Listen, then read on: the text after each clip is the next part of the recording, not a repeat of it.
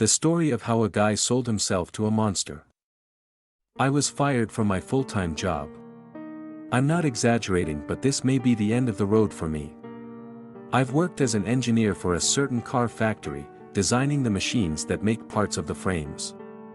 I knew one of the machines that would make the render rail was going to Mexico, but I assumed I would transfer my knowledge to somewhere else in the factory.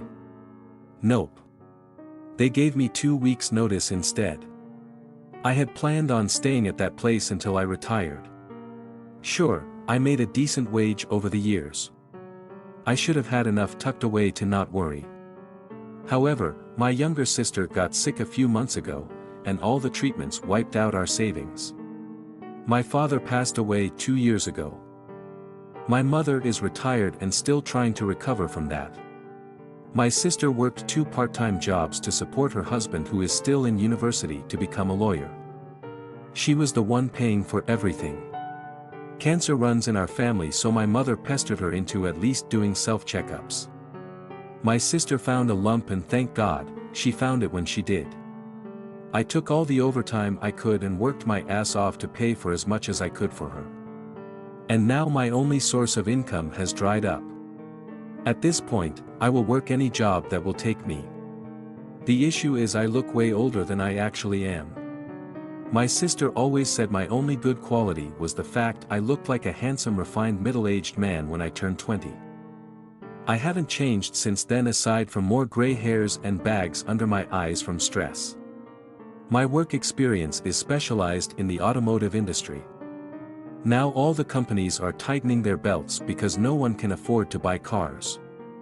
All the other jobs that don't require a heavy resume have been scooped up by students or anyone who appeared younger than myself. Who would want to hire a washed-up older guy when they had 100 younger ones lined up for an interview? Desperation and self-pity were the reason why I sat waiting for the subway near midnight. I spent the entire day pounding the pavement looking for job leads. When nothing panned out, I went to the bar drinking only enough to get buzzed. I couldn't afford to get drunk. I sat alone silently wondering what I could sell to make fast cash or what organs I could live without. A thought I had been trying to avoid came to me as I stared ahead, listening to the soft buzz of summer insects. I had a good life insurance policy. Hell, if I died in the factory, the payout would be good. I still had one last day there to finish up. Could I pull that off though?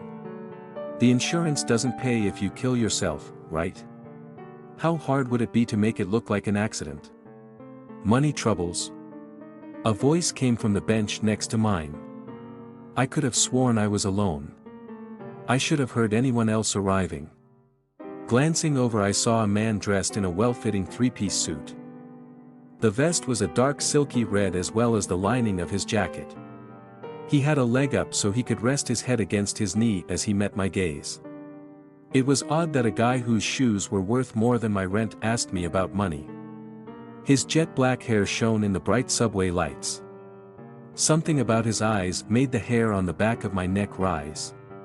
He must have noticed.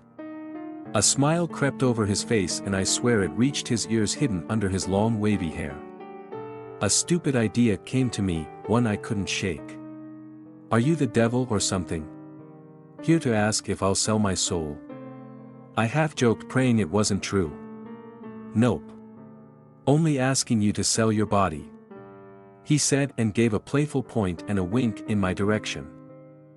I silently got up from the bench and took 2 steps away when he called for me to come back. If I can't find a job, I'll give you a call. I've only been looking for a few days. Do you have a card? I asked him after I turned back around. He rested his chin in his hand, not letting his grin drop. Can your sister wait until you decide to call me? Are you going to go all Breaking Bad on us? The blood in my veins froze. How did this guy know about my sister? I could no longer pass him off as a weirdo in the subway. He knew why I needed money and how much. I couldn't figure out why. I was a nobody. I wasn't worth anything. Why me? Can't you get someone else? I asked, still in shock over what was going on. You look like a tired 45-year-old man with a mean streak and bad eyes. You're totally one of my top bidders type. She has a weird older guy fetish and it's hard to find ones that suit her tastes. I frowned at his explanation. Really? There was someone out there attracted to a guy like me? I'm not 45. I corrected. You don't need to be. You just need to look like it and be over 30. The last guy turned out to be 28 after she made an entire creepy shrine to him. When my client found out her new hot crush was younger than her, it took a few months to recover. I would like to avoid that mess. He said with a sigh that made him lose some of the intimidating air. It seems like he's been through a lot. I don't know if I want to deal with her. I said with my arms crossed. I'll do up a contract and send half the earnings to your family when you're sold. It is an auction, but when she sees something she wants, she puts down a huge bid to get it. No one else will want you, so it's a guarantee that you'll be bought by her. He explained, and I hated how I was honestly considering this deal. So, I'll be some rich chick's sex slave or something? I asked, trying to hold back how uncomfortable those words made me.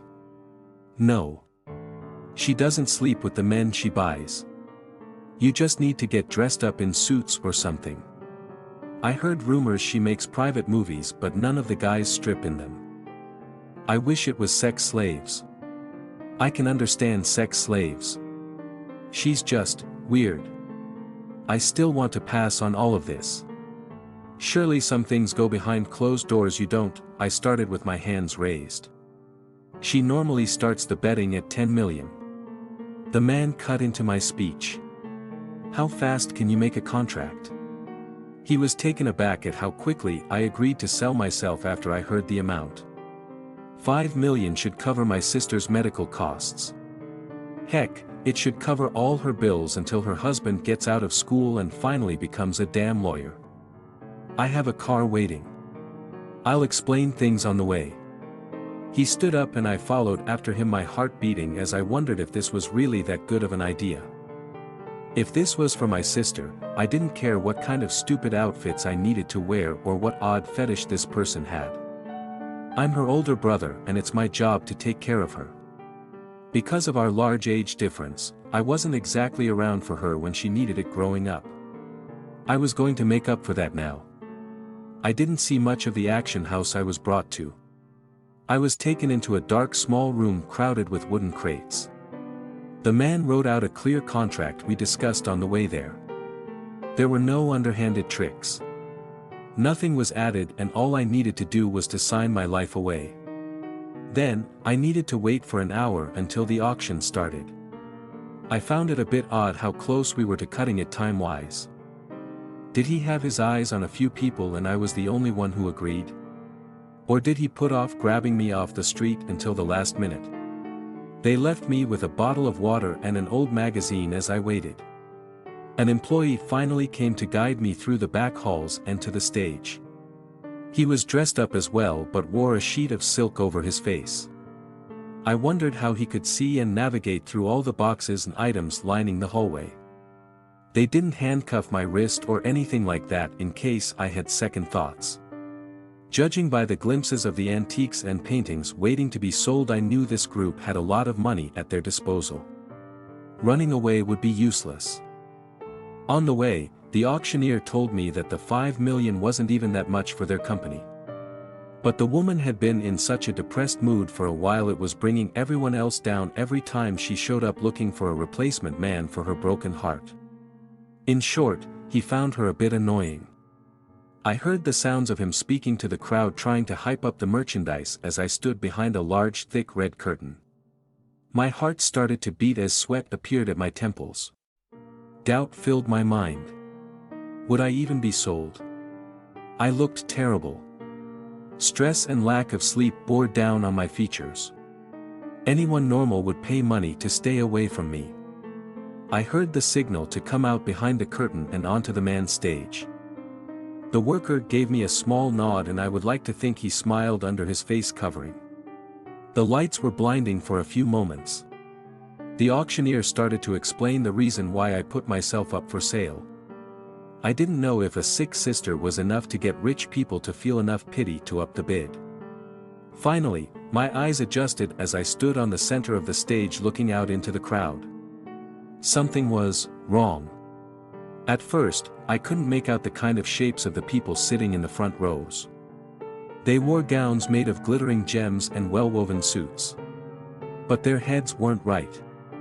Were they wearing masks? I spotted some snake-headed people and some that had other animal-like features mixed in with their human ones. I either drank way more than I thought or this was a rich people thing. It had to be. After all, how legal was this auction? Of course, they had to be hiding their identities with odd costumes.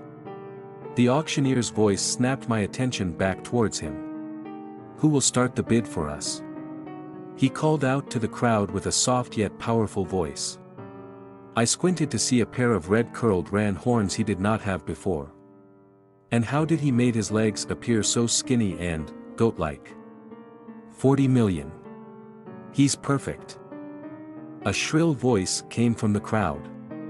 The bidder had gotten out of her seat and into the alleyway waving her paddle with a number on it. A few bouts of laughter rippled through the crowd. The guy said that the one who was going to bid on me was a girl, but how could anyone tell the gender of that person when they had on such a weird outfit?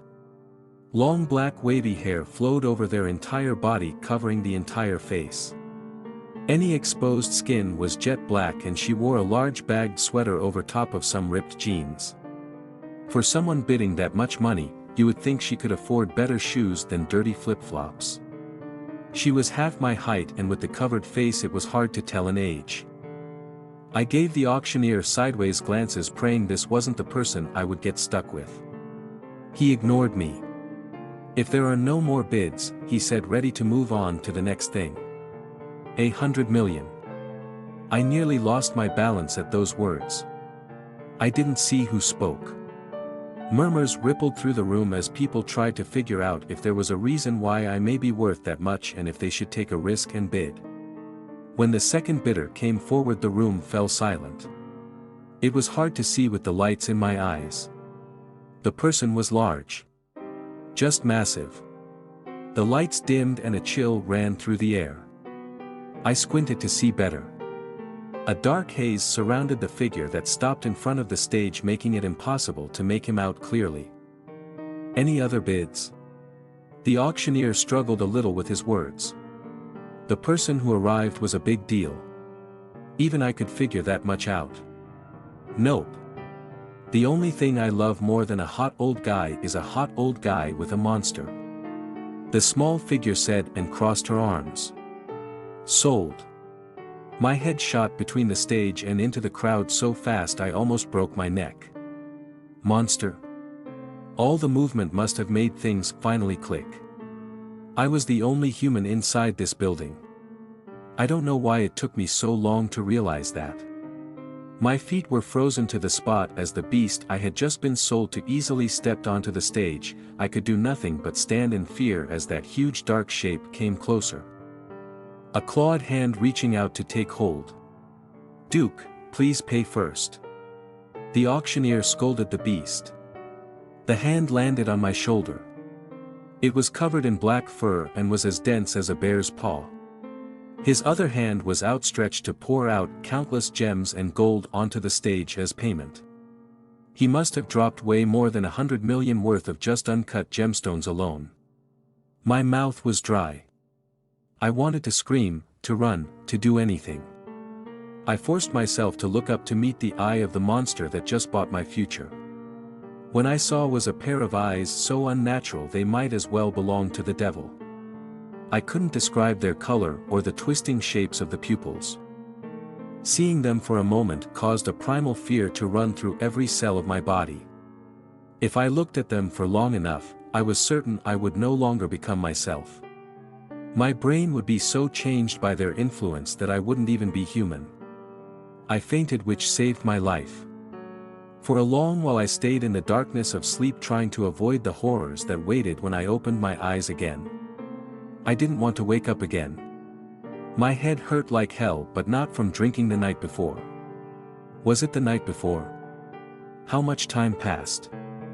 I sat up to see where I ended up finding myself in a bed large enough to fit 6 people. The room was gloomy. No other way to describe it. A large fireplace was on one wall with glowing embers was the main source of light. A large window took up most of the north wall, but the sky was so cloudy it was impossible to tell if it was dawn or dusk. The entire room was covered in dust aside from the bed and a chair in front of the fire. All the almost Gothic-style furniture had been left to rot. I was about to get out of the heavy blankets when a set of footsteps came from just outside the room. My heart nearly stopped as I had flashes of the fear I felt looking at that creature for a mere moment. What did he want with me? What even was that creature? If I was going to die, I prayed it would be quick.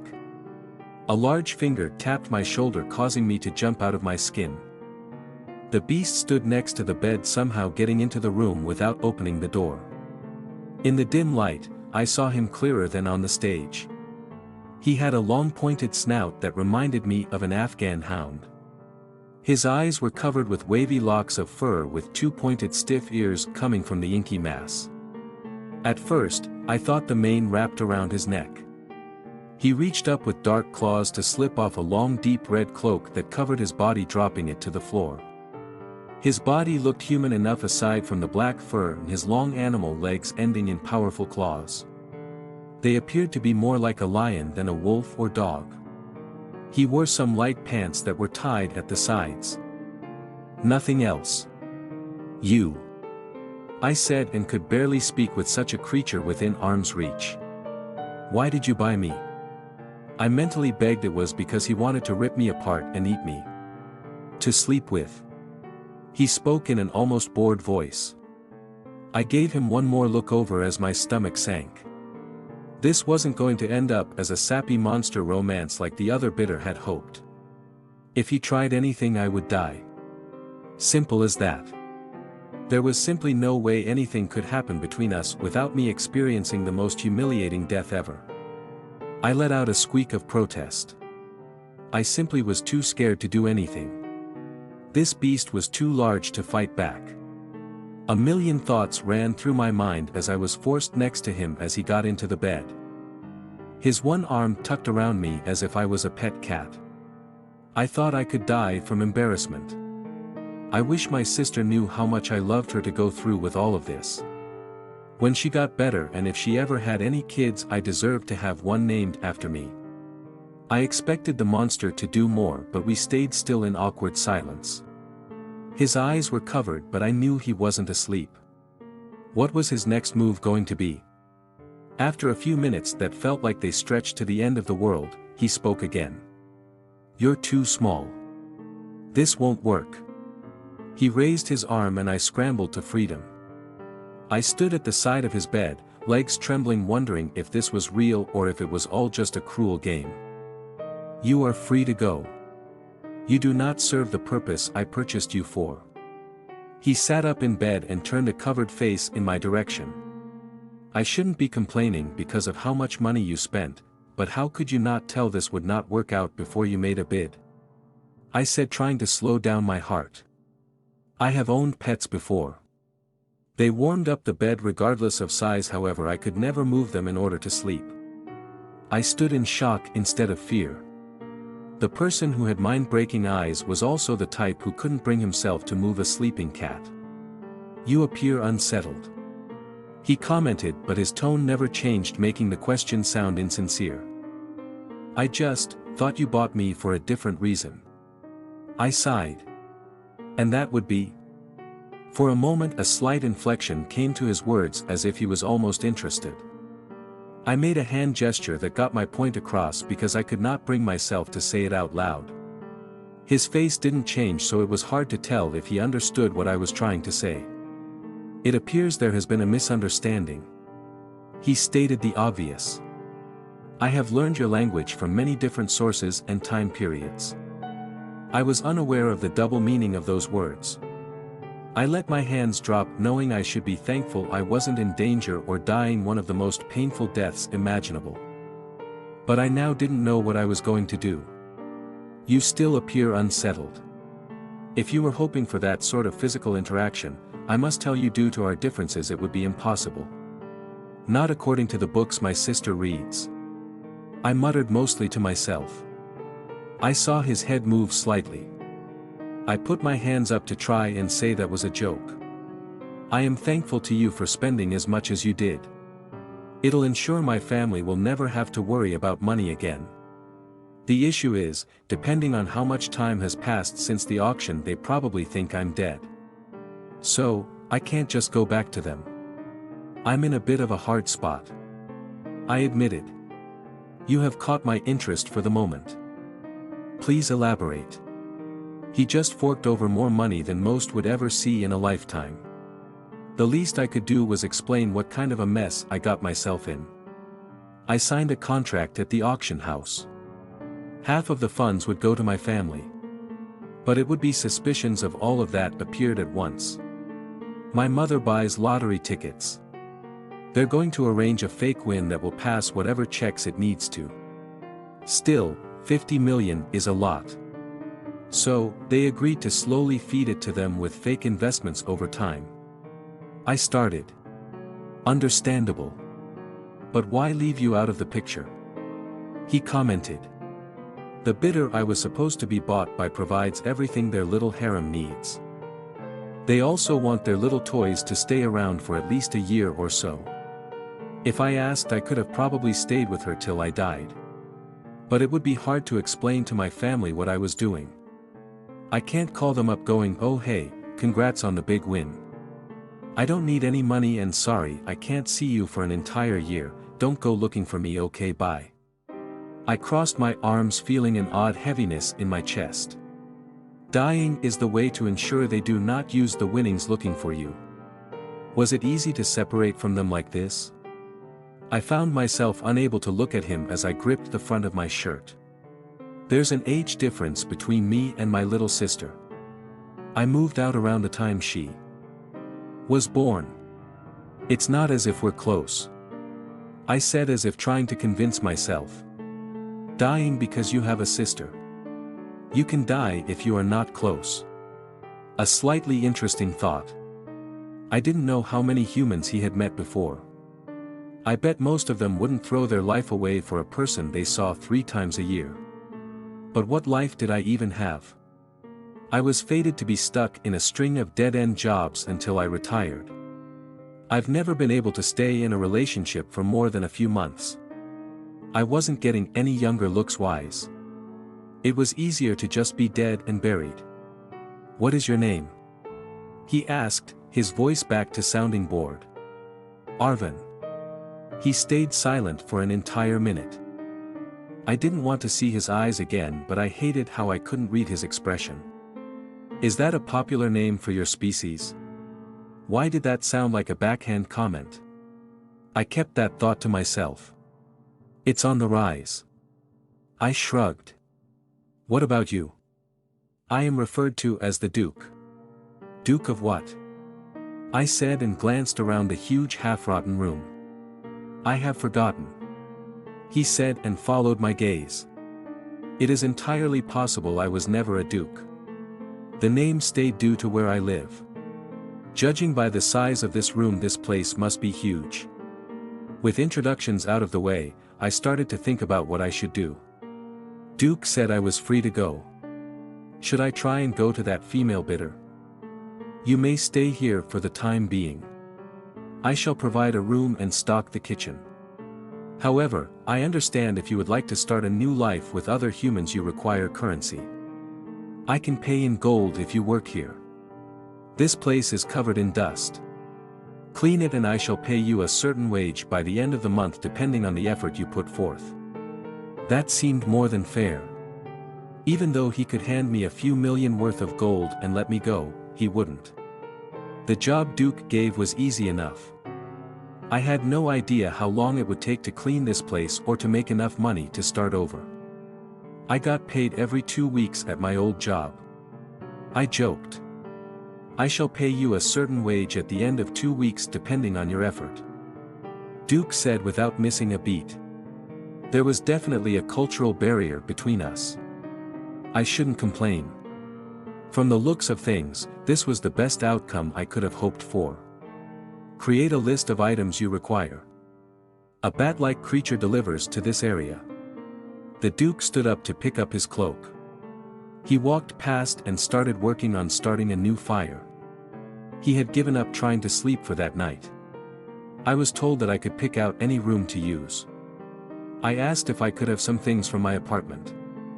As long as I added the items to the list of things he needed to buy, there would be no issue retrieving some of my items. I doubted my family was already clearing out my place. I feel as if I should warn you that a few creatures may arrive here seeking my power. You are human but should be fine if you keep your wits about you. I didn't like the sound of that. I hadn't gotten a good look at all the other monsters at the auction house. I had the feeling the Duke was a big deal. I didn't know how many creatures would be dumb enough to try to start anything with him. This guy could bring down the entire world with a quick glance if he wanted to. I thanked him, then left the room to look for one suitable enough to claim. This mansion was massive. It made me feel like a mouse running around. I kicked up dust with every step that hurt my throat. How long had he lived alone? And what suddenly motivated him to go to the auction that night? I didn't have a lot of answers, but I knew I had a lot of work ahead of me if I ever wanted to get this place clean. I found a bedroom down the hallway. I took off the first layer of heavy blankets, finding the ones underneath acceptable enough to use. All the clocks had stopped, so I wasn't certain what time it was. My phone ran out of juice. I didn't have a charger on me. Did this place even have outlets? Since I wasn't tired, I got to work cleaning my new bedroom for hours. I took a shower before turning in for the first night. The wind blew so hard outside it rattled the windows. This place felt cold and damp. It took a long while to get warm enough under the blankets to sleep. I found some paper with an old ink dip pen to make a list of items I needed. I couldn't find the master bedroom again though. I could have sworn it was just a few dozen doors down from my bedroom. This place was a maze. It took me all morning just to find the stairs to get to the main floor. Duke found me to give some directions to the kitchen because I hadn't eaten since I got there. He explained the delivery may be delayed due to a large storm coming our way. That was fine. I didn't need the cleaning supplies right away. There were a few kitchens, however the one with any food was down in the cellar. It was dark, so I needed to use an oil lantern so I wouldn't break my neck on the stone stairs. At the moment, there was only some bread, preserved meat, and cheese stored down in the small cooking area. That would be good enough until anything else arrives. I did try and work for the first day. I focused on sweeping up the dust and then dumping it outside. I needed some proper soap to make the floors shine. I worked all day and barely even touched the first floor. The gray clouds outside grew darker as the light fixtures along the walls started to glow. I wondered what they were powered on. They flickered as if a flame was behind the frosted glass. I was able to head to my room for the night when a knock from the front door caused me to nearly jump out of my skin. It came again. I stood for a moment listening for the Duke to come and answer.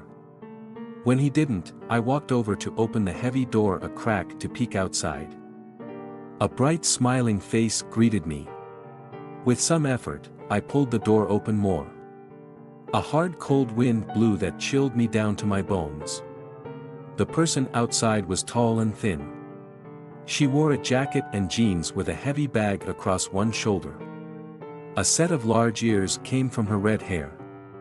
She smiled in a way that showed off her rows of sharp teeth. "I'm here to drop off some packages. Is the Duke around?" she said and showed a clipboard of papers.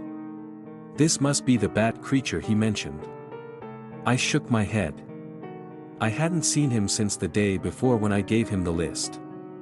I really need him to sign for this. I can't leave until he does, she explained, sounding a bit stressed out.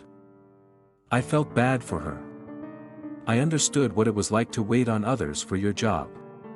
"Come on in. I can check his room," I said to step aside for her. She happily took up on my offer. I planned on going to his bedroom on my own, but she followed behind. I didn't know if the Duke would be alright with us invading his personal space. But he did make these orders, right? I walked up the long main stairway feeling winded by the time we arrived on the second level. The delivery girl didn't appear fazed at all. I should have told her to wait at the main entrance. Too late now. I walked over to the door I was positive was the bedroom I woke up in. I opened it and saw a dusty bedroom I hadn't been inside before. Huh, weird. I could have sworn this was it. Hang on, let's try this one. I walked over to another doorway and opened it with the same result. The Duke's room had a carved wooden doorframe. A few of the bedrooms also had carvings along the door, all slightly different from each other. Each time I opened an empty room I felt my face get redder and redder. At least the girl patiently followed behind. Finally, we stopped at one that had to be the right room. I knocked on it calling out for the Duke. The wind blew hard outside and I heard a sound come from behind the door. Since we were the only ones who lived inside this mansion, he must be inside. He might be sleeping. I explained to her. I tried the brass doorknob. It stuck hard and refused to turn. I didn't want to enter the room without permission. I knocked again and planned on only rattling the knob to make a noise. It broke off in my hand, startling me. My arm slipped. My exposed arm caught the stump of the broken knob, scratching hard enough to bleed. Sorry, I started as I looked over my shoulder at our guest. My blood froze when I saw her expression. It was hard and honed into the cut. Her eyes flashed red. In a split second her human face changed into one that looked like a monstrous bat. A hiss came from her throat as her hands flew upwards, claws out. I screamed and fell into the door to get away from her. The next few seconds were a blur. Her claws ripped the collar of my shirt, drawing more blood. I did everything I could to get away, nearly tripping over my own feet. The room wasn't the Duke's bedroom, so he wasn't around to help. Instead, it looked to be some sort of storage room for a mixture of medieval weapons. Dust-covered suits of full armor lined the walls. Some boxes of weapons were left scattered around as I darted behind them, trying to stay at arm's length from my attacker. I thought that these weapons would solve my problem. I grabbed a large mace left forgotten on the floor. It refused to move. To my horror, everything I might have used to protect myself was too heavy to use. The beast cackled, amused by my weakness. What a fool you are, letting me inside. I'll drain you slowly. I have all the time in the world to locate my real target.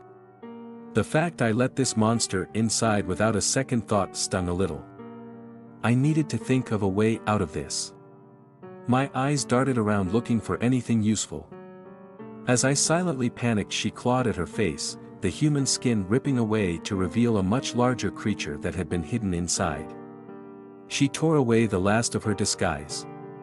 The sight of a stocky bat-like beast now charging in my direction made me screech again and back up hard into a suit of armor. The heavy piece tipped to the side, causing the others next to it to fall apart. The armor I bumped into had been holding a large halberd in front of it, pointing upwards. When I slammed into it, the hands came loose and the long weapon came downwards. Dust from items crashing to the ground blinded the monster, so she didn't see what was coming down on her head. The blade sank down into the monster's skull, forcing her large body to the ground. I stood, heart racing, as things slowly stopped falling apart and the dust settled. I waited for her to make a move, but the monster remained face down on the ground with a blade sticking into the back of her skull. A hand landed on my shoulder and I jumped, my body still shocked to let out a sound. "Is everything all right?" Duke asked, his eyes covered, but he sounded almost concerned. I heard a female scream. I brushed off his last comment. "I think I let a vampire inside," I said as my heart rate slowly returned to normal. A very long silence came between us. "Did you want a vampire too?" he started, but I cut him off. No. She said she was delivering a package. And that you needed to sign for it.